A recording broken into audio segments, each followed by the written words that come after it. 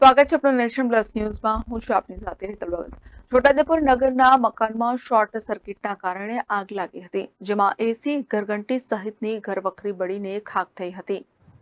છોટાઉદેપુર નગરના પુરોહિત ફળિયા વિસ્તારમાં શોર્ટ સર્કિટના કારણે આગ લાગવાનો બનાવ બન્યો હતો, જેમાં પુરોહિત ફળિયામાં રહેતા અલ્પેશભાઈ ચૌહાણના મકાનમાં શોર્ટ સર્કિટ થવાથી આગ લાગી હતી, જેમાં રૂમમાં લગાડવામાં આવેલ એસી, ઘરઘંટી બળીને ખાખ થઈ હતી। સ્થાનિક લોકો દ્વારા ફાયર બ્રિગેડને તાત્કાલિક જાણ કરવામાં આવતા ફાયર બ્રિગેડની ટીમ ઘટના સ્થળે પહોંચી હતી અને આગને કાબૂમાં લઈ વધુ ફેલાતા રોકી હતી। જોકે સદનસીબે કોઈ જાનહાનિ થઈ ન હતી।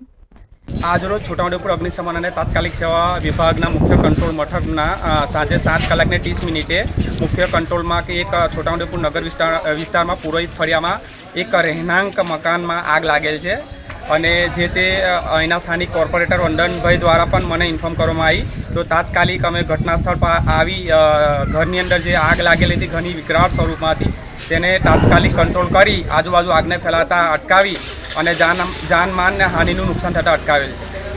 જાણવા મળે તો સ્થાનિક મકાનનું નામ છે અલ્કેશભાઈ કરીને નામ છે, એમના અલ્પેશભાઈના મકાનમાં આગ લાગેલ છે એવું જાણવા મળે છે। સ્થાનિક નુકસાનમાં અંદાજિત વચ્ચેના રૂમના ઉડાનમાં ઘરવખરી સામાન હતું, પછી જનરલી બેડ હતું, પછી એમના ઘરની અંદર એસી હતું।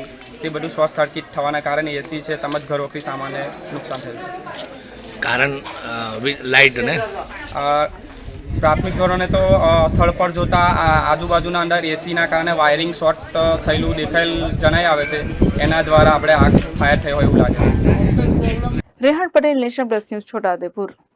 સમાચારોના સતત અપડેટ મેળવવા માટે અમારી નેશન પ્લસ ન્યૂઝની યુટ્યુબ ચેનલને સબસ્ક્રાઇબ કરો, બેલ આઇકન દબાવો અને જોડાયેલા રહો ફેસબુક, ઇન્સ્ટાગ્રામ અને ટ્વિટર પર।